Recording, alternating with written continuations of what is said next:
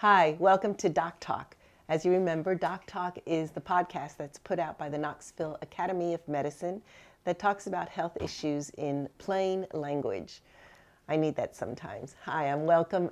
My name is Elise Denneny. I am the former president of the Knoxville Academy of Medicine, and I'm so happy that we have joining us today Dr. Berta Bergia, who has been practicing neurology for over 30 years. You're not that old, sorry. Okay, we're not going there. And right now she's at the Parkwest Sleep Disorders Clinic. And today we're going to talk about something that is very prevalent. That means it's very, very common out there in the health field, but a lot of people don't really understand it or know about it. And it's known by three little letters called EMG. So I'm going to let you, first of all, welcome. Thank you. So happy you're here with us again. It's my pleasure. Thank you. And then explain to us what EMG means. EMG stands for Electromyography, and it is the electrical study of muscles. It generally is a part of a second test called NCS, or Nerve Conduction Study. So it is a two-part test. The Nerve Conduction Study generally is done first. And in the Nerve Conduction Study, what we do is we study the speed of nerves. So if you have, for example, tingling, numbness, your hand goes to sleep at night, for example, and your doctor thinks that you may have carpal tunnel syndrome, then the test that would be ordered would be a Nerve Conduction Study and EMG, NCS, and EMG. And in the Nerve Conduction Study, what we do is we put some little sensors on the skin, and then we measure the speed of the nerve by giving a small electrical current, and that allows us to know what time it takes for that electrical current to travel along the nerve to the sensor.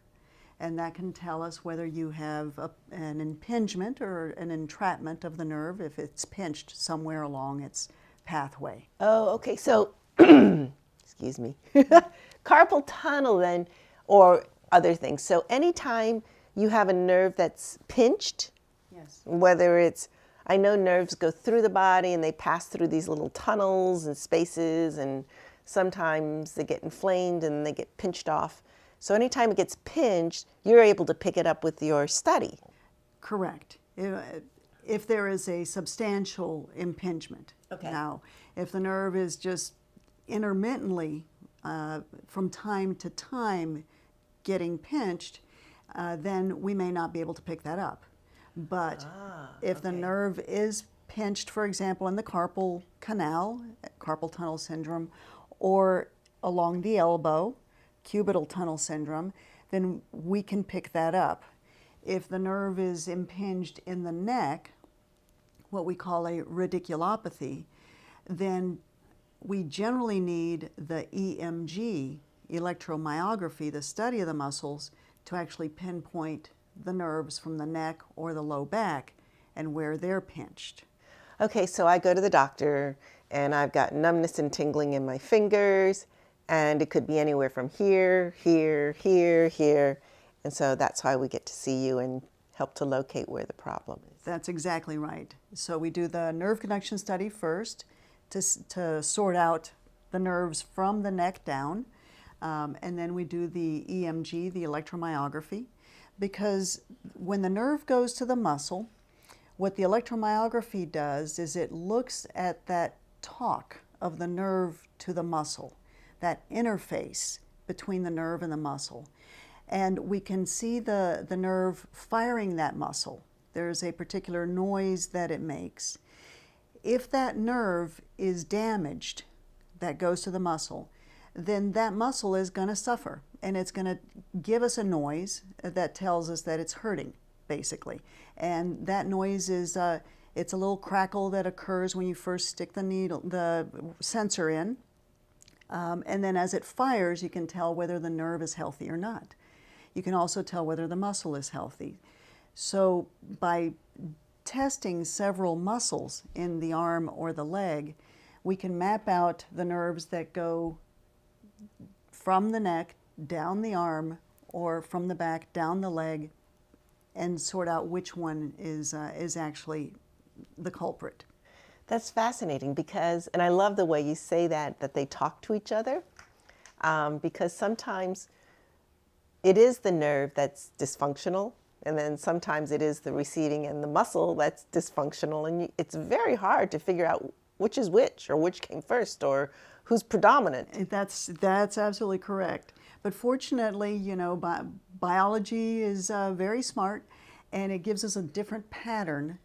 If the primary problem is the muscle, it will give us a different appearance on the screen, versus if the main problem is the nerve, it gives us a different appearance on the screen.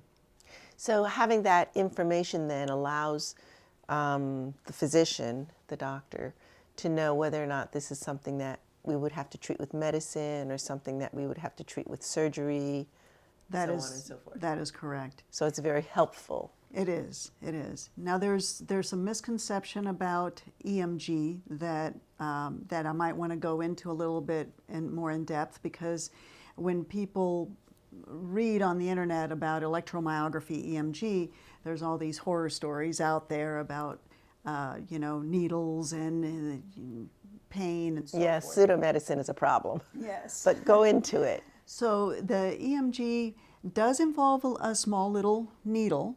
It's very much like an acupuncture needle. It's a Right. very small little needle that does go in the muscle. It's very tolerable. Okay. I've had it. I'm good. Yes, yeah, I have too.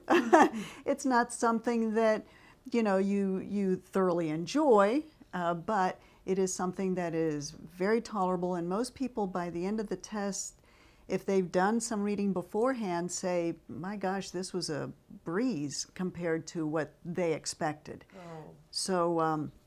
So it's not something to go really afraid of when you go get an EMG and nerve conduction study, because first of all, we try to make people very comfortable, and secondly, you know, the patient is always in control, so they can always communicate if something is too uncomfortable or if we need to back off or whatever.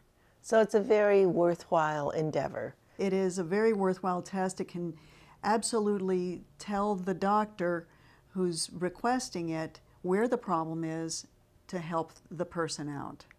So you mentioned something interesting where it says to make the patient comfortable. I've had patients, anecdotally, they come and they say, can I put EMLA over my entire body where it's going to go? And I go, it's probably better if you don't. EMLA is one of those numbing creams. Yes. Or, I mean, I know medication can impact the test. Whether, is that right? Like certain medications? What can impact the test is if you fall asleep, because we actually need you to be awake enough to move and activate the muscle and respond to what we need you to do. But if somebody's very, very anxious and they take a calming medication before the test, that's going to have no impact on the test results. Good. Or if they take a pain medication before the test, that'll have no impact whatsoever on whether the test is positive or negative or any of the test results, or anti-inflammatory medications, for example. Now, if we're looking to see if somebody has a muscle disease and they are on, for example, prednisone or steroids, corticosteroids, that can impact the test. But the doctor would probably have told them not to take any of these medications beforehand. That's fascinating. Okay. What's the most common thing that you test for? The most common thing we test for is the carpal tunnel. And then radiculopathies, pinched nerves in the neck or the back, low back pain. We do a lot of testing for pinched nerves in the back. And then also the cubital tunnel or the ulnar nerve entrapment. Takes a while. It takes a couple hours. The test itself is about 30 minutes. Okay, that's not long. No. So for one limb, for one or two, say both arms, it would take about 30 minutes to test that. If we've got to test more than that, it may take a little bit more, but no, it's always under an hour. Okay, and then people generally, they can drive themselves home afterwards? Absolutely, unless they have taken some, tranquilizer or some medication for their nerves that impairs their ability to drive, there's no restriction or limitation before the test or afterwards. That's interesting. So can we do an EMG and nerve conduction study in NCS on all ages? You can do it on all ages. I have done it on children as well. We are very selective with children about what we test but actually kids oftentimes are great patients because they get into it. It's like they can see the screen, they can see what's happening. It's really interesting. It is. I bet it is for them. Yeah. We don't want to do the EMG, the needle examination of the muscle, on people who are on blood thinning medication if their blood thinners are not in a normal range. Right.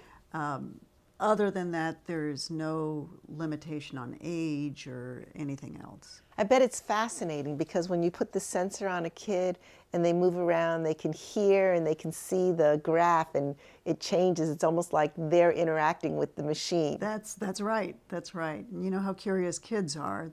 I know. That's really... So what kind of things in kids that get referred over to the EMG? Usually it's muscle diseases.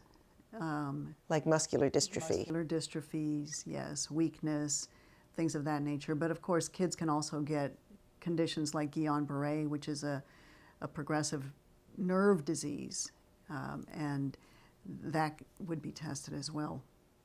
Fascinating. So it's a very, very utilitarian neurological test. It is a backbone of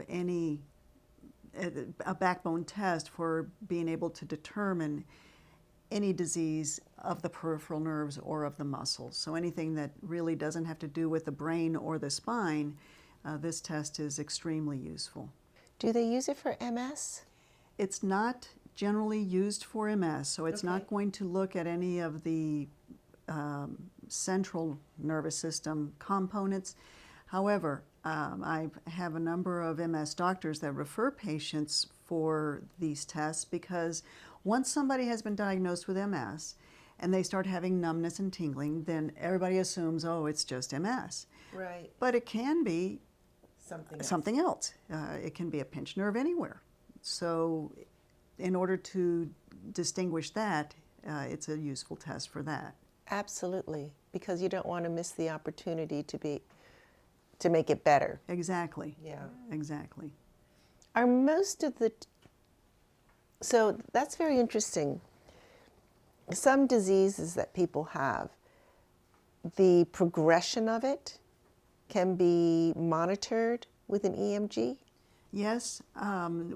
We oftentimes will use EMG and nerve conduction study to monitor peripheral neuropathies. I didn't touch on peripheral neuropathies, which is another very common condition. Sure, diabetes. Yes. Yeah, everybody with diabetes. Yes. Yeah. So if they're having numbness and tingling, burning, and things of that nature, and then there's a change, for example, or they've been diagnosed with neuropathy, and then they start having different symptoms, weakness elsewhere, we would use this test to monitor the progression of that disease. We also use it to monitor the progression of a pinched nerve, especially if the symptoms have not resolved. That's really interesting because sometimes you want to know if the medication that you're giving them is getting better, and of course it can go both ways, can't it? Yes, yes. All right. Well, that's very interesting. Tell me anything else that you want our listeners to know about EMG? So basically, to not be afraid of it, I can testify to that. I've had 3 EMGs. They were totally tolerable. The results, the information that we got from the EMG was fabulous, was really, really good, and not painful at all. Well, thank you. That's the main thing, that the message that I would like to get out is that although they're there may be some discomfort, it is totally tolerable. And it is an extremely useful test that can change the course of the decision of what's going to be done about that condition. Yeah, yeah.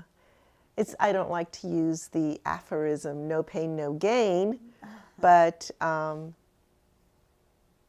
hard work or placing a little effort in the appropriate place sometimes does help and pay off. Yes, it does. Well, there you have it. If people need to know more about EMG, how do they get a hold of you? I am at the Parkwest Neurodiagnostics Lab, and they can call 373-1974 Okay. and request information, or their doctor can refer them for the testing, for example. Right, so 373-1974. And now that you know a little bit about EMG, sometimes you might want to just, in casual conversation with your doctor, go, hey, would an EMG help me? So, I mean, I think it's so great that you know a little bit more about EMGs. And Dr. Berta Bergia, thank you so much for joining us today. Thank you for having me very much. So nice to see you. You too. Thank you. So that's a wrap.